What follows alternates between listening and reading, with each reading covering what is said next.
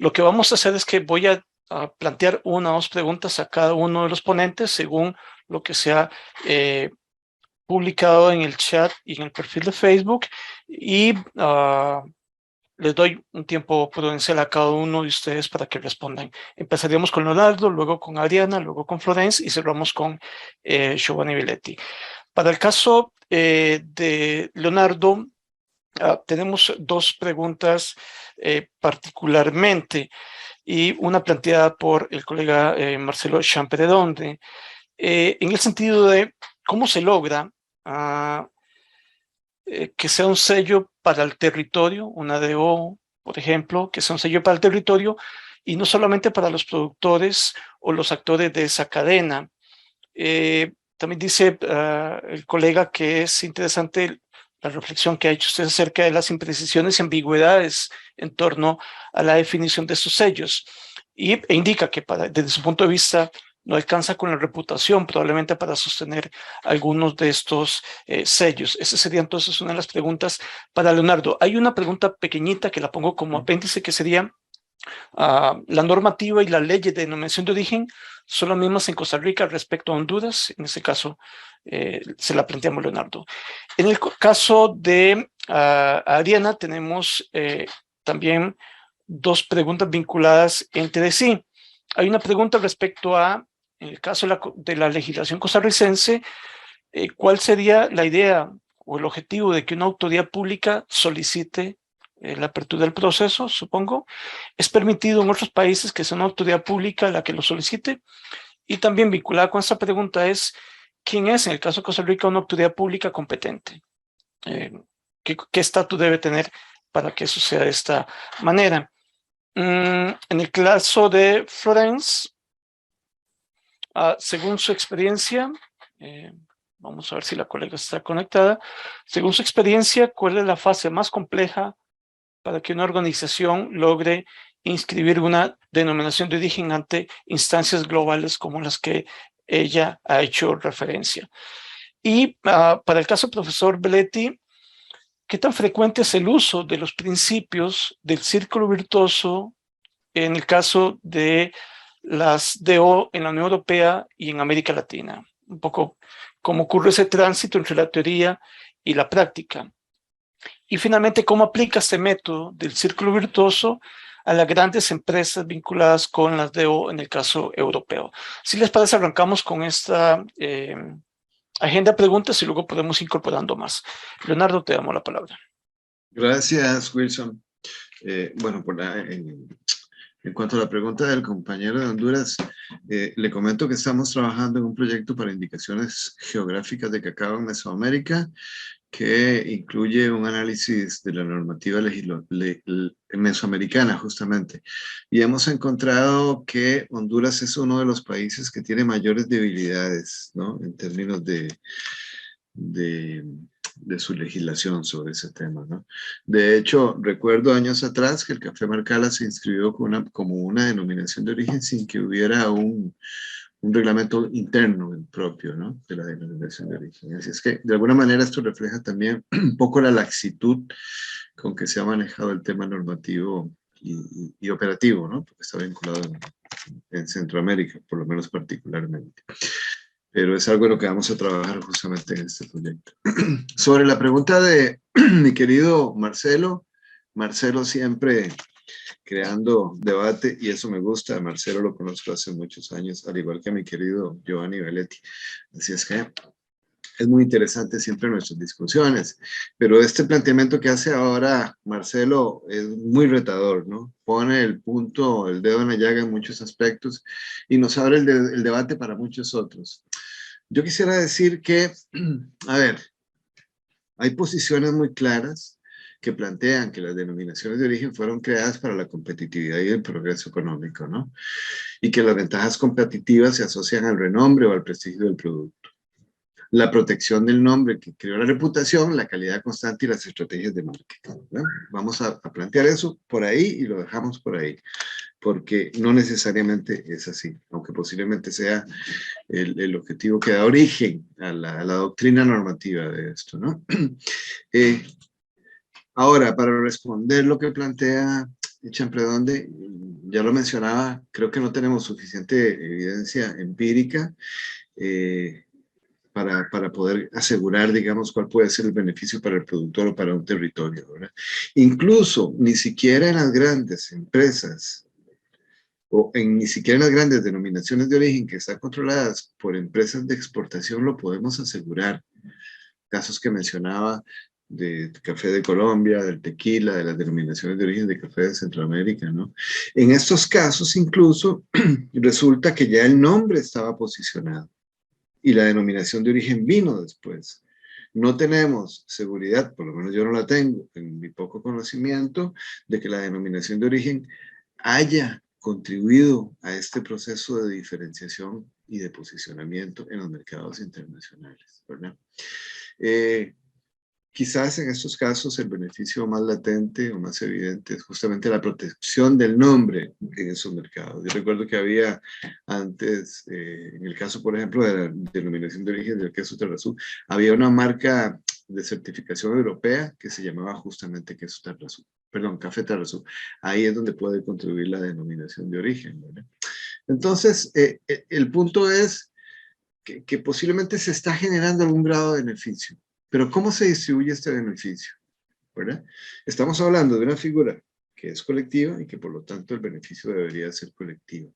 Pero este principio en América Latina, voy a decirlo fríamente, con frecuencia se viola en América Latina o no se alcanza. ¿Verdad? Entonces, esto nos plantea nuevamente el debate de cómo lograr denominaciones de origen sostenibles en términos económicos, sociales, culturales e incluso medioambientales. ¿Verdad? Puedo entender que eso pueda ocurrir en la Unión Europea, pero el conflicto lo tenemos en América Latina.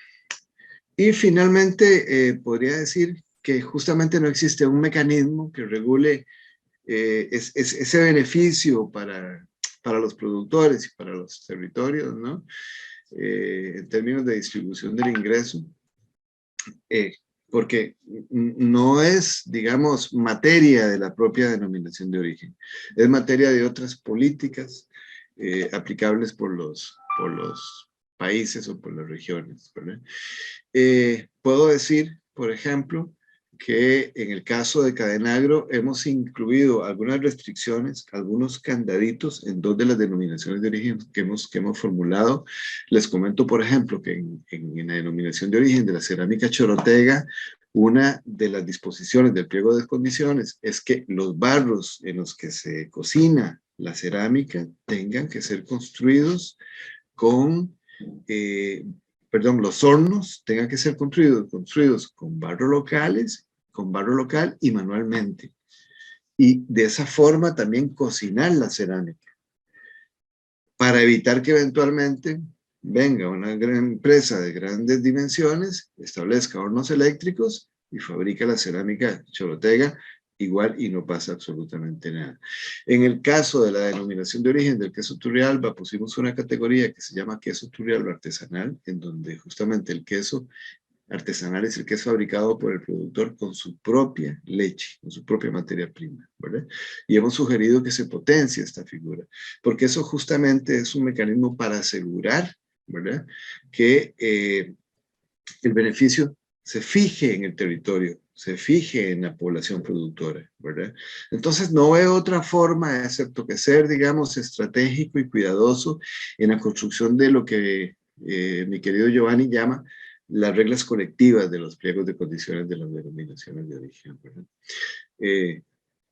Y luego, obviamente, lo que Giovanni también ha destacado mucho, la construcción participativa, los acuerdos participativos.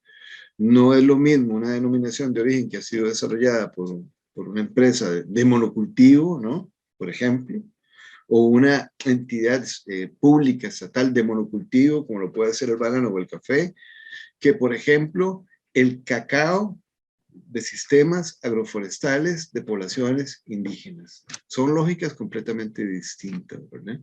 Entonces, en una, la construcción participativa es mínima, ¿no?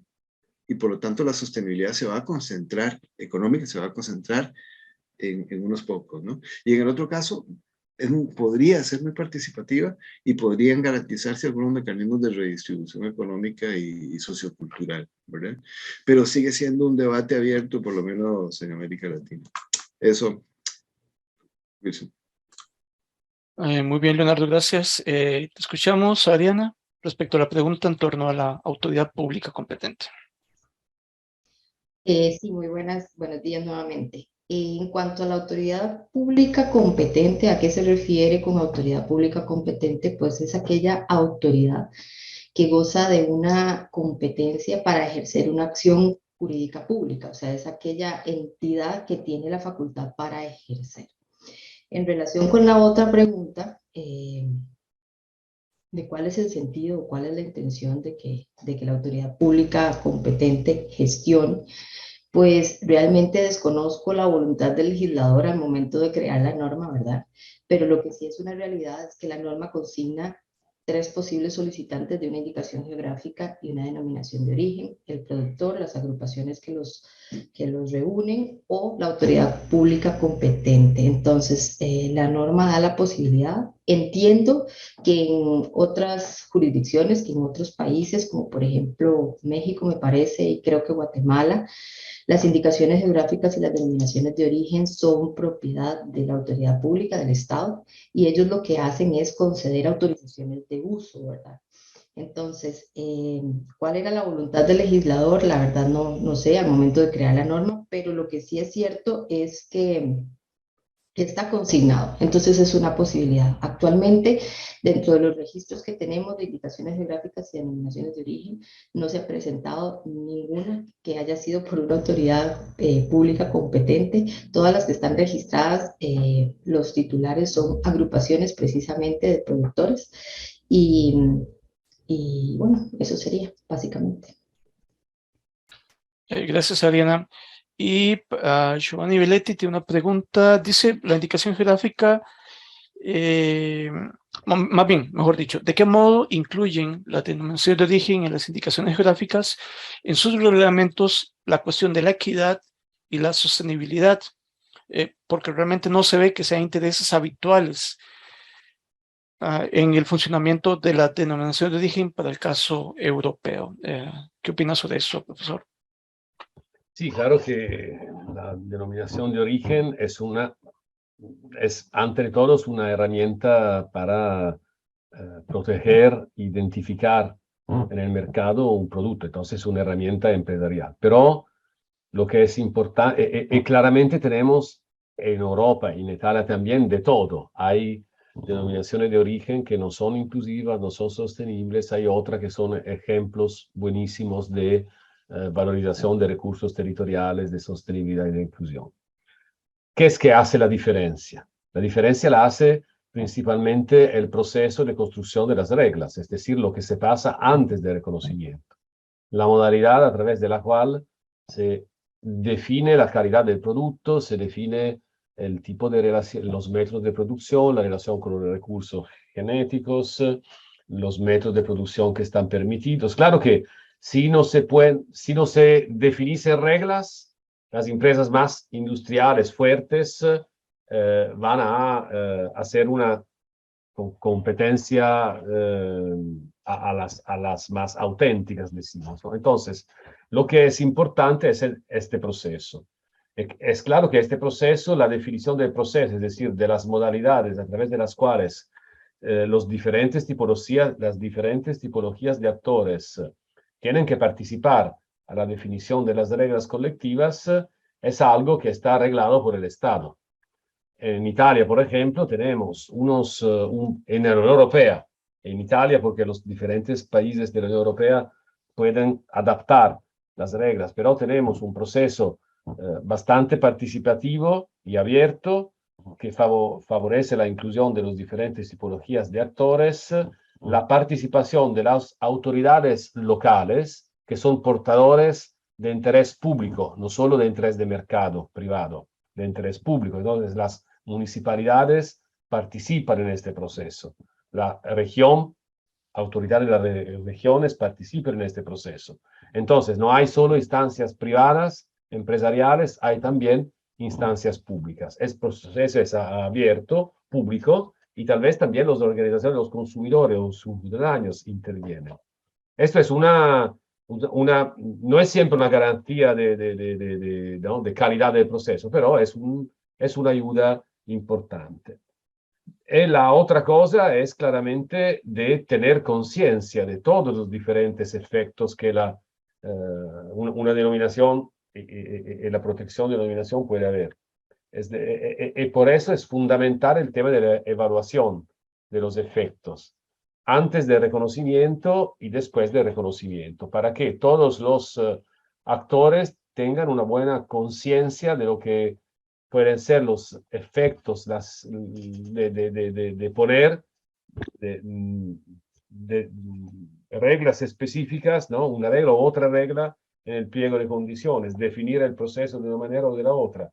Por eso he puesto en el chat una otra guía que producimos por la FAO, a la cual también Leonardo colaboró, para evaluar los efectos esperados y los efectos reales de las denominaciones de origen. Entonces, calidad del marco jurídico y administrativo y toma de conciencia de los actores son los dos principios generales que pueden permitir de mejorar la sostenibilidad de la inclusión de las denominaciones de origen. Más, y concluyo, en la Unión Europea ahora estamos revisando el reglamento sobre indicaciones denominaciones de origen, indicaciones geográficas, y hay una novedad importante que es la posibilidad de incorporar en el pliego de condiciones normas de tipo ambiental y social, sin que estas normas tengan efectos directos sobre la calidad del producto. Entonces hay una conciencia, ¿no?, de los diferentes actores de la Unión Europea sobre la importancia de incorporar estas dimensiones de sostenibilidad ambiental y social, no solo económica, en las denominaciones de origen. Es un proceso largo y es claro que en tiempos difíciles como los de hoy no es fácil para los productores incorporar normas, ¿no?, que implican costos más altos de producción. Pero esta es la vía, ¿no?, de la perspectiva. Muy bien, muchísimas gracias. Hay una pregunta que es general y una específica para el caso de Ariana. La general tiene que ver con, está contextualizada en el caso ecuatoriano que hace Cristina Choes y hace una introducción acerca de cuáles son los sellos que están vigentes en Ecuador. Y luego plantea una pregunta que es muy interesante. Indica que la indicación geográfica y la DO suelen confundirse como si fueran lo mismo. Se puede tomar como pregunta o como comentario. ¿O es que se le suele dar una mayor relevancia a las DO? O quizás no se valoriza o se desconoce la IG. Un mismo producto puede tener ambas protecciones, IG tanto como DO, o ya la indicación geográfica implica una IG.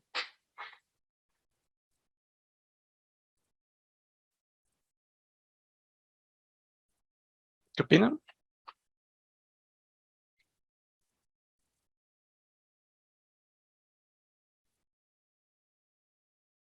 Es abierta. Es Sí. abierta. Sí. No, pues son excluyentes, ¿no?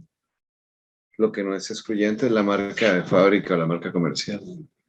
Y lo que se ha planteado, pero no conozco ningún caso, es que dependiendo de las condiciones se inicie por una marca colectiva y luego se evolucione a una denominación de origen o indicación geográfica. Sin embargo, la legislación, por lo menos en Costa Rica, no permite inscribir como una marca colectiva un producto que tenga características de origen. Entonces ahí hay una limitación, ¿verdad?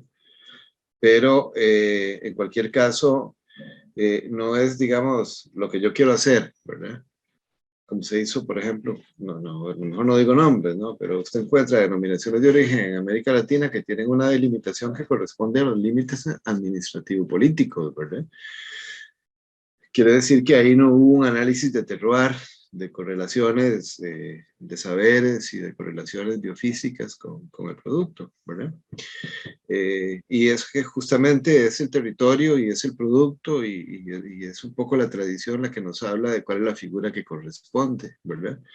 Entonces, en cualquier caso, no tendría sentido, digamos, registrarse bajo las dos, ¿verdad? Excepto que se esté pensando, por ejemplo, exportar a mercados como el de Estados Unidos, que no reconocen estas figuras, pero que las marcas de certificación, creo que son, operan de forma similar, protegiendo nombres también. Y hay casos, ¿no? Por ejemplo, el café Antigua tiene la doble protección para efectos de exportación a Estados Unidos y para efectos de exportación a la Unión Europea. Eso.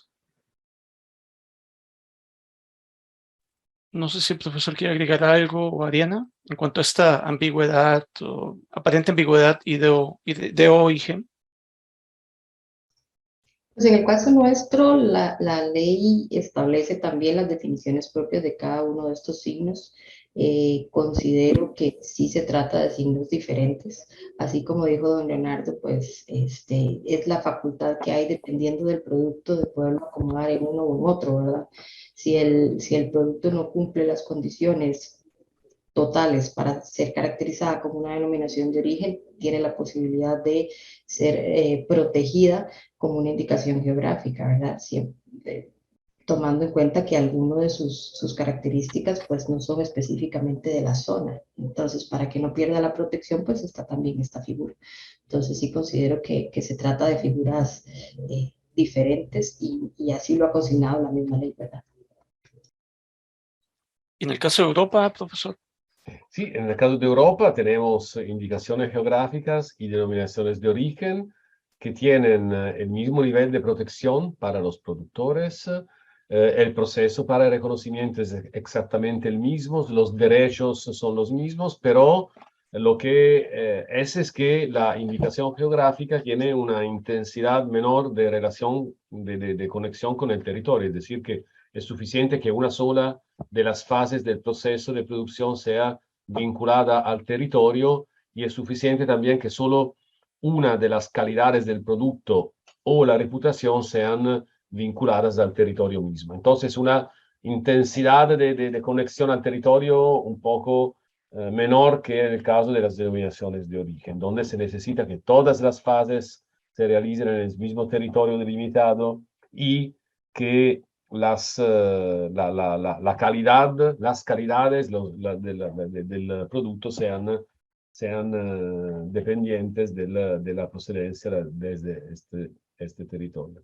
Pero lo que creo importante, nosotros pensamos frecuentemente a la definición, ¿no? De estos pliegos y frecuentemente en muchos países, y también en la Unión Europea, tal vez, en unos países de la Unión Europea, no pensamos que ninguna regla es eficaz si no hay controles, ¿no? Entonces, todo lo que es fundamental es si hay o no controles, esos controles son efectivos o no, porque nosotros podemos poner las reglas más interesantes, difíciles, bellas, en un pliego de condiciones, pero si no hay controles, ¿no? De tercera parte, controles oficiales o controles de tipo horizontal, más participativos, pero no hay sentido, ¿no? Poner reglas. Entonces, este es un poco el tema.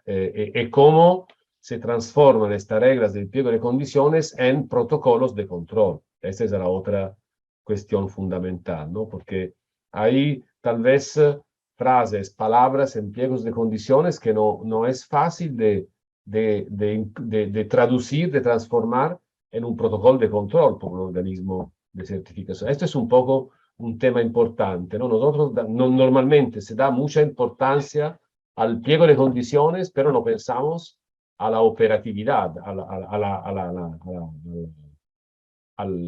la práctica, ¿no?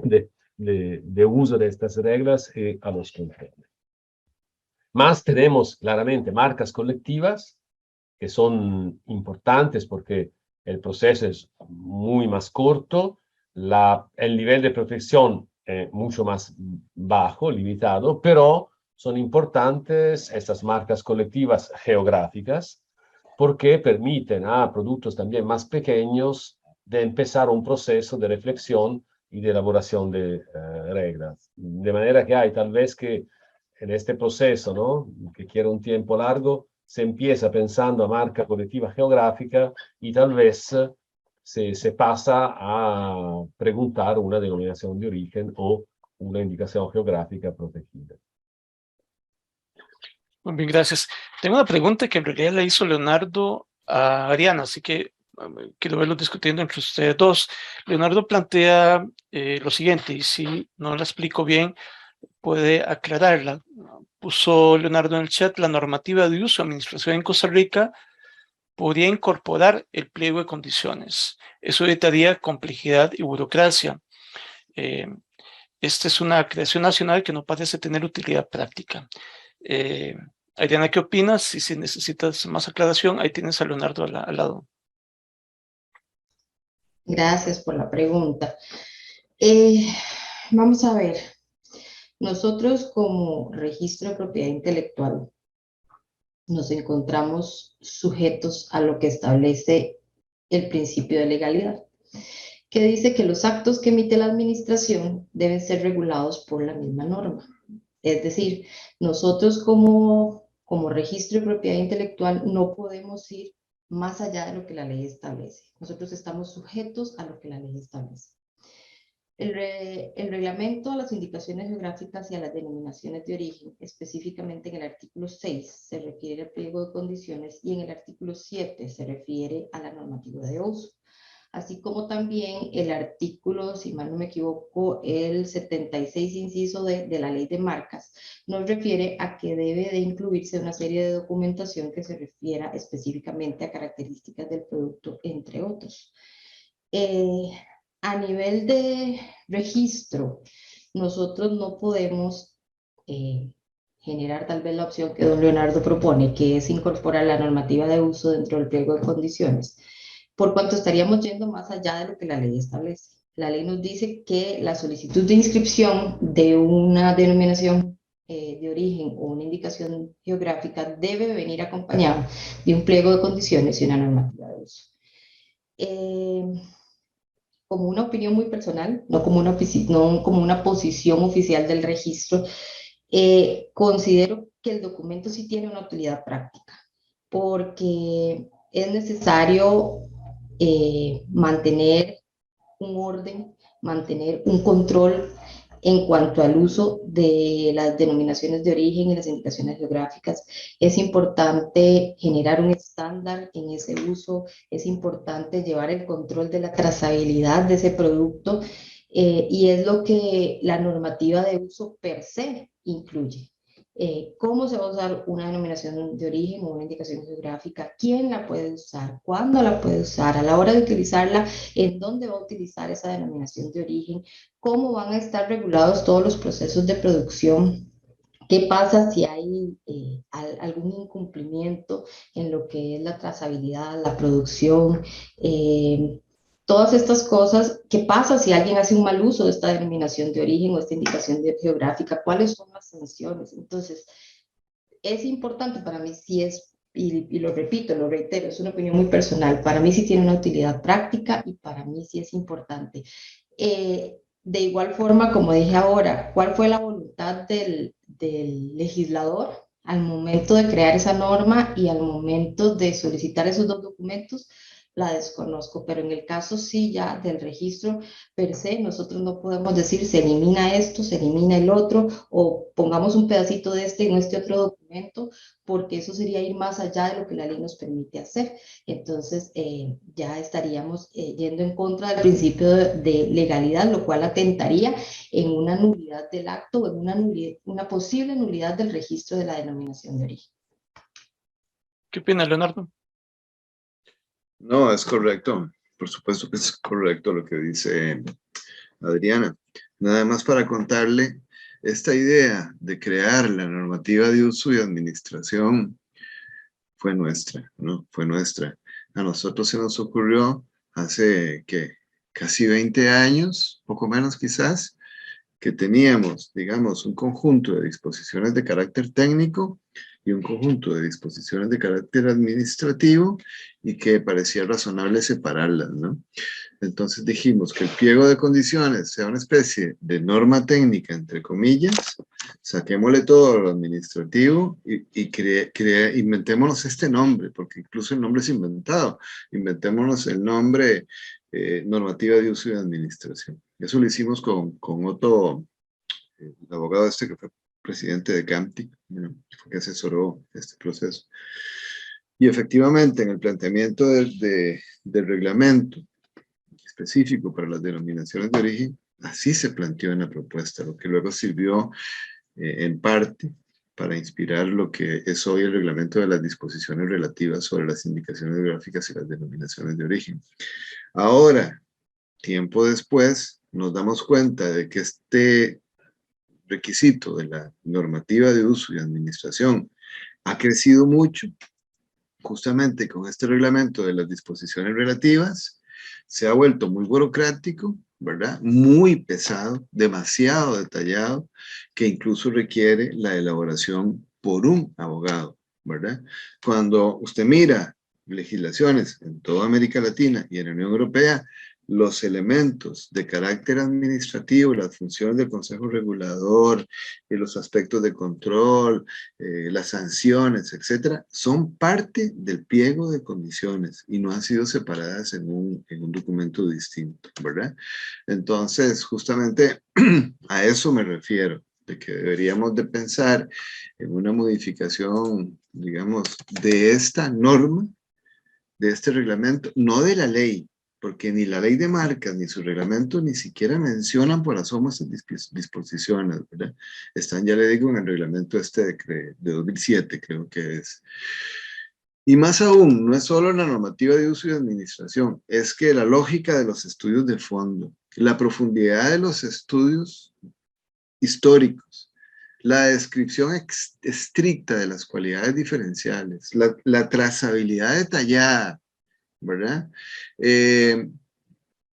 Entre otras condiciones que se han incluido en este reglamento nuevo, posterior a la ley de marcas y posterior al reglamento de la ley de marcas, nos ha metido en un aparato tan exigente que prácticamente para desarrollar denominaciones de origen en Costa Rica se necesita un equipo de investigadores científicos transdisciplinarios construyendo, ¿no?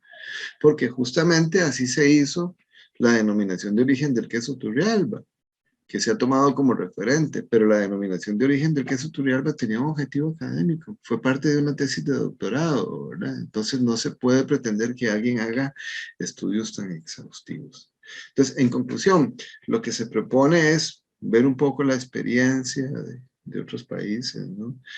Incluso de la misma Unión Europea. Se ve un pliego de condiciones de la Unión Europea, normalmente se aportan documentos que ya existen, los estudios históricos que ya existen, la descripción de las características agroecológicas que ya existen, etcétera, etcétera, y se tienen que complementar con otros estudios, pero no con la abundancia, digamos, y el rigor que le está pidiendo nuestra normativa, ¿verdad? Ni nos permite tampoco, si quisiéramos, avanzar hacia otras figuras, ¿verdad? Como por ejemplo la creación de consejos reguladores territoriales, colectivos, etcétera, etcétera. Ese es el punto y creo que ciertamente este es un punto, Costa Rica, pero me parece que podría ser un referente también para otras legislaciones en América Latina, ¿verdad? Que igualmente fueron construidas un poco viendo lo que estaban haciendo sus vecinos, ¿no? Sus vecinos latinoamericanos y más allá. Eso. Si Tengo una puedo, Wilson, sí, añadir claro, una palabra claro. muy sintética, ¿no? Lo que es fundamental, es importante el marco jurídico, claro, pero creo que la herramienta de las denominaciones de origen tiene que ser vinculada también a políticas de desarrollo rural, entonces una visión más de política territorial, ¿no? No solo jurídica, sino también incorporada a política de acompañamiento de desarrollo rural, a política de desarrollo de las cadenas de valor, a políticas también sociales, ¿no? Porque la pregunta que ha puesto la compañera de Colombia, ¿no? Karina, sobre, ¿no? Si las uniones de origen pueden acompañar procesos de desarrollo territorial, sí, pero no siempre, porque tal vez son una arma, ¿no? Una arma potente por los más empoderados, ¿no? Sino si la herramienta se puede usar bien o mal, ¿no? Para que se use bien es necesario incorporarla en una política más amplia que una política de marco solo jurídico. Esta es un poco la experiencia, donde se incorpora en políticas de desarrollo regional, territorial, con un sentido de acompañamiento a los actores territoriales, los resultados claramente pueden ser mucho más interesantes que si se interpreta solo como herramienta de mercadeo, ¿no? Claro que se pierde mucho de las potencialidades. Acá hay un debate, ¿no? Porque tal vez en unos países la gestión de las denominaciones solo es las manos de la oficina de propiedad intelectual. En otros países, de los ministerios de agricultura, en otros de la industria, en otros de desarrollo rural. Entonces, depende mucho de cómo se incorpora y se usa. Lo mejor sería un diálogo, ¿no? Multiactoral, donde diferentes actores están involucrados para usar esta herramienta de la manera más efectiva para el desarrollo del territorio. Leonardo, la reflexión de Giovanni tiene que ver con un par de preguntas planteadas en el chat que te las cuento para que también reacciones a ellas. La primera dice: la denominación de origen o la IG o las IG pueden proteger a los productores rurales de ser relegados al rol de maquiladores ante el escenario simétrico de competencia con comercializadores urbanos que no agregan valor y solo suman marca, empacan y marketing. Y también con una pregunta que tiene que ver con el caso colombiano: ¿pueden ser las denominaciones de origen una herramienta de construcción de paz y mejoramiento de calidad de vida de productores, más en territorios víctimas de violencia y conflicto, como el caso de Colombia y sus zonas rurales? Entonces hay una preocupación en torno a el impacto transformador que pueda tener una herramienta de este tipo, no solamente a nivel territorial y social, sino que también a nivel de mercado. ¿Qué opinas sobre eso? Opino que son dos reflexiones realmente hermosas. Son dos reflexiones que están en el corazón del programa Cadenagro y de todos sus miembros, ¿no? Son nuestra gran aspiración. Quisiéramos algún día tener, digamos, los soportes institucionales, los alineamientos profesionales para justamente convertir, digamos, el espíritu de esta herramienta, porque ya le dijo Belletti, ¿verdad? Muy bonito lo dijo Belletti. Ciertamente tienen un fin comercial, pero es que está soportado no solo en estos recursos bioculturales, que es que le dan sentido y es que lo hacen diferente y es que la convierten en una estrategia que finalmente logra integrar un beneficio económico con un beneficio social y un beneficio cultural. Todos estamos procurando eso, ¿no? Todos estamos procurando eso. Yo ahora estuve en un evento en Guatemala y debo confesar que vine muy molesto, ¿no? Porque todo el enfoque fue propiedad intelectual y comercio exterior. Yo me sentía realmente desubicado en esa lógica. Es un proyecto de la Unión Europea para desarrollar la propiedad intelectual en América Latina. Y digo yo, pero es que no, es que ni siquiera la Unión Europea lo está planteando así. Ciertamente la Unión Europea se crea para proteger sus productos, pero con esta lógica que lo dice Giovanni. Y con esta diversidad que lo dice Giovanni. Unos lo pueden, otros no lo pueden, otros más, otros menos, ¿no? Pero cuando uno ve cooperativas de vinos incluso, que funcionan, que son denominaciones de origen y funcionan con esta lógica de distribución, ¿verdad? Con este sentido de solidaridad económica. Es que no es solo el planteamiento de la normativa, es que nosotros tenemos que desarrollar junto a esa normativa una doctrina oficial que no la tenemos. Lo que tenemos son muchas posturas ideológicas, percepciones y concepciones, pero no tenemos una doctrina junto a la denominación de origen que guíe la lógica, ¿verdad? Y que atribuya funciones a las instituciones públicas. Creo que con esos dos elementos mínimamente podríamos avanzar en este sueño que mencionan los compañeros de Colombia, que ciertamente es la lógica con la que se crea una denominación de origen desde las pirámides de Egipto, ¿no? Es que ahí, a ver, ya había una reputación para efectos, digamos, comerciales, pero el beneficio iba para la sociedad, o yo no sé, ¿verdad? Pero el beneficio tenía otro sentido, y la reputación, etcétera, etcétera. Entonces, esa es la riqueza de la denominación de origen, ¿verdad? Y eso es el elemento que genera pasión. Entonces, ¿qué le puedo decir? Aspiramos a eso, y justamente este seminario está planteado para encontrar respuestas a las preguntas que hacen nuestros queridos amigos colombianos. A ver. Tengo una pregunta que me gustaría dirigírsela al profesor Belletti y que quizás luego Leonardo reaccione. Y es una pregunta muy directa que han hecho en el chat. Y es, y quisiera tener la mirada de afuera del profesor Belletti. ¿Estamos en América Latina en pañales acerca de las DO y las IG o hemos avanzado en el tema?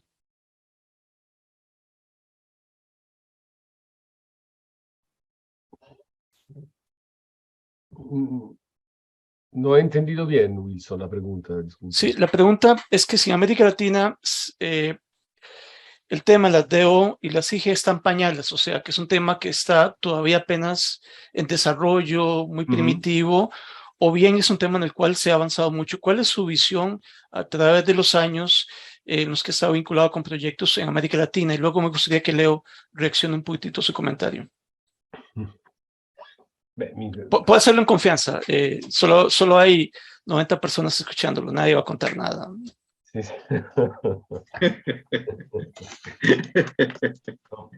Creo que sí, no es mucho tiempo, pero sí, en los últimos 10 años hemos observado un poco dinámicas, ¿no? de diferentes países.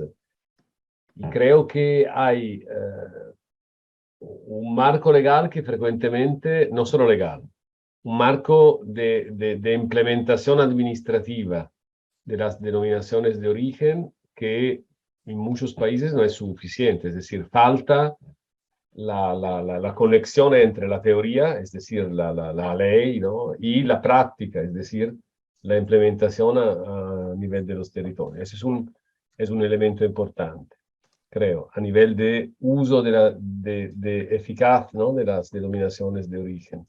Y la otra cosa es que claramente se piensa mucho a definir reglas, como he dicho antes, pero no hay mucha eficacia a nivel de sistemas de control. Lo que se ve es que cuando se piensa exportar productos con denominación a países de Europa también, o a también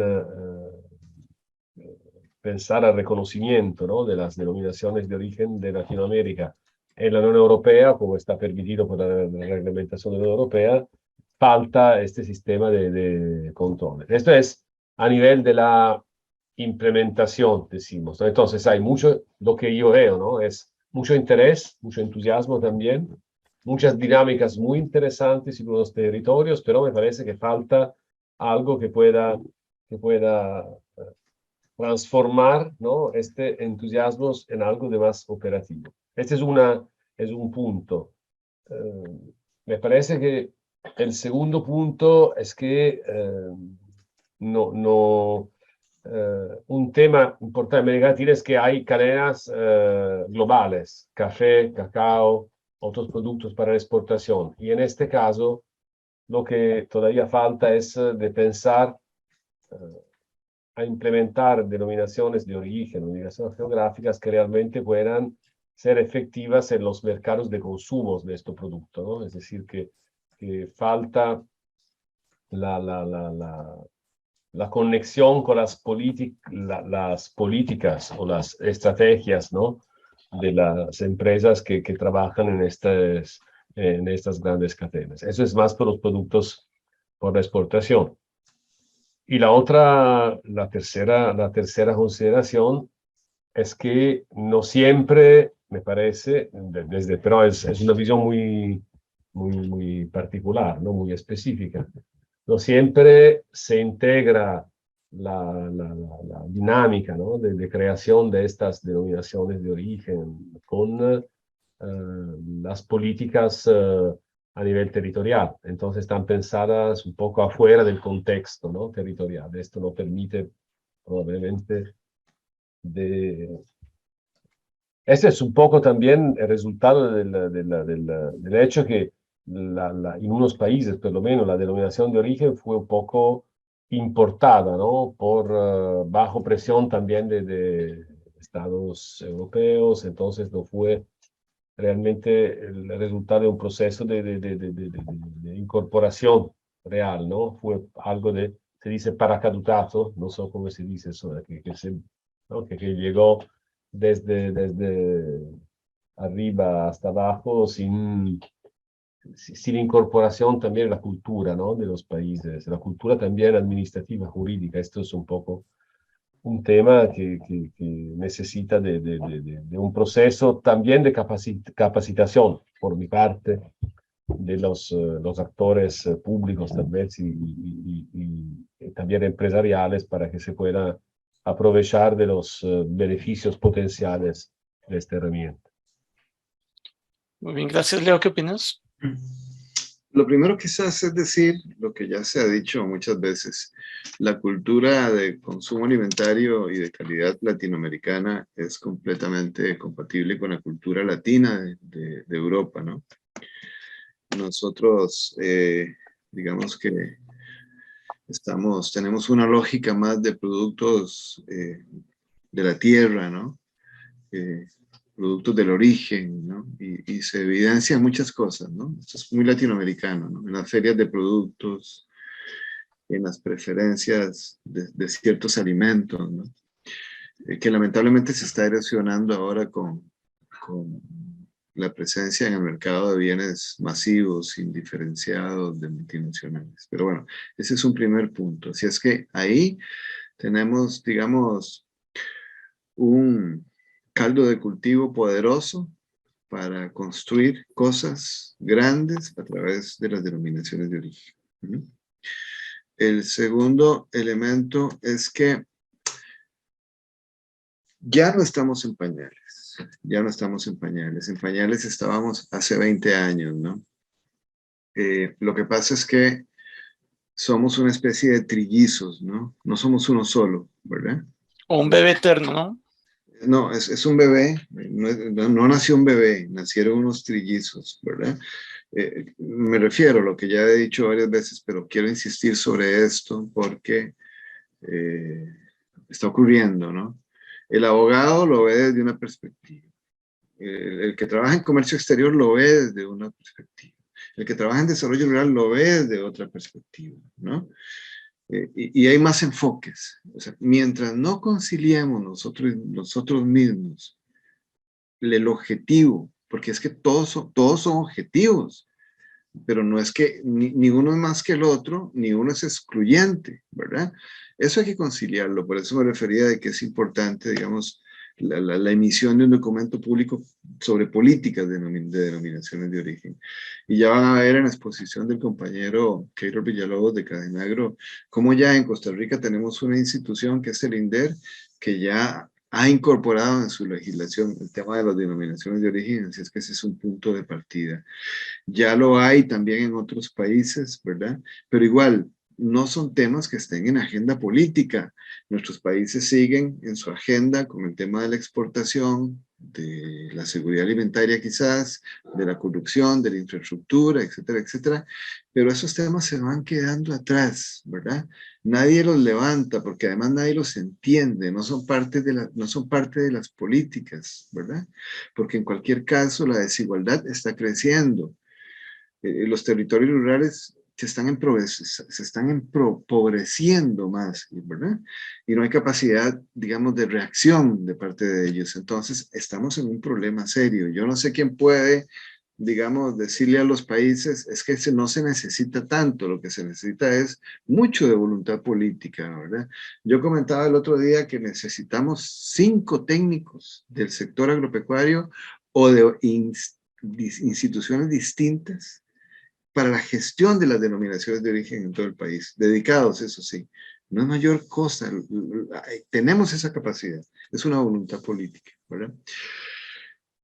Y lo otro es que al no estar en agenda, no podemos avanzar significativamente, sino un poco dar palos de ciego, ¿verdad?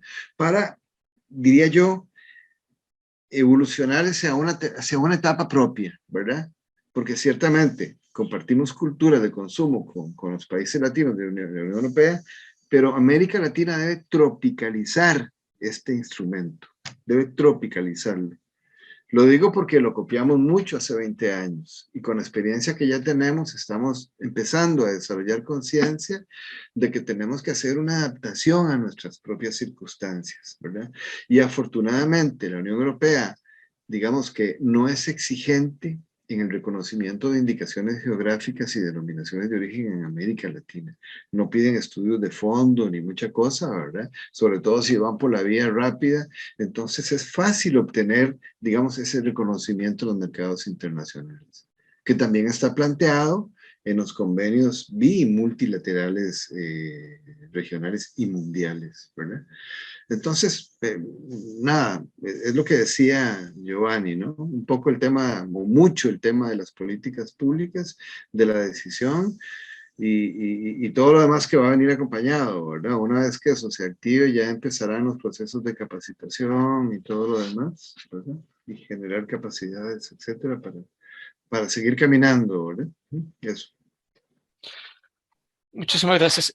Yo voy a aprovecharme de mi papel de moderador para jalar agua para mi balde, en el sentido de que el elemento cultural, el factor cultural es muy importante en este tipo de procesos. El círculo virtuoso que nos explicaba el profesor está cargado de elementos culturales o bioculturales. Y mi pregunta es, ¿cuál es realmente el peso de los científicos sociales en ese tipo de equipos? Porque escuchando a Leo, en el sentido de que es muy importante conocer las culturas alimentarias de consumo de cada país, pues siempre me queda la duda de qué tanto la conocemos, qué tanto hay investigación desde la ciencia social, qué tanto hay investigación desde la historia, desde la antropología, para realmente identificar los marcos de esas culturas alimentarias, porque quizás muchas veces también estamos inventando productos que no tienen un anclaje, como decía Leonardo, real, que no tiene un anclaje de largo plazo, que no tiene un anclaje cultural de fondo. Pueden ser invenciones de corto plazo, pero que no corresponden con dinámicas de largo plazo. La pregunta la planteo también para lo largo de la actividad, en el sentido de que el actor social, el científico social también tiene un peso muy importante en ese tipo de procesos, el historiador, el antropólogo, la antropóloga, la socióloga, de la mano con los expertos como usted, los agrónomos, los economistas y también los abogados, ¿no? Me parece también muy importante. Hay una pregunta puntual también respecto a cómo está vinculado para el caso costarricense y podríamos también amplificarla para el caso latinoamericano si hay experiencias parecidas, el tema de la DO con la marca país, es decir, con Costa Rica Esencial. ¿Qué conoce sobre ese vínculo? En el contexto del surgimiento de marcas países prácticamente por todo lado, ¿verdad? Que es la forma como estamos mercadeando nuestros territorios. ¿Qué vínculos hay entre una y otra política? Si me permite, Wilson. Claro. Muy rápidamente, son cosas completamente diferentes. La marca país es una estrategia de posicionamiento, ¿verdad? Justamente es una marca país, imagen nacional hacia el exterior, y solicita como requisitos, digamos, los requisitos que ya están de ley en normativa del sector correspondiente, alimentos, etcétera, etcétera. Digamos que entonces no confiere una diferenciación como tal al producto, ¿verdad? Es en lo que podríamos llamar una indicación de procedencia, ¿verdad? Así es que no tiene nada que ver, no tiene nada que ver con las denominaciones de origen. Uno podría pensar que una marca país podría aglutinar, y es una estrategia posible, diferentes formas de diferenciación. Que Costa Rica Esencial, por ejemplo, aglutine a la indicación, a la denominación de origen Café de Terra Azul, que la incorpora, que abre una norma para eso, ¿no? Entonces ya va ahí, y que sea de oficio, porque igualmente Café de Terra Azul lo puede gestionar, ¿verdad? Pero para que sean, digamos, marcas geográficas un poco más inclusivas de oficio, ¿no? Eso.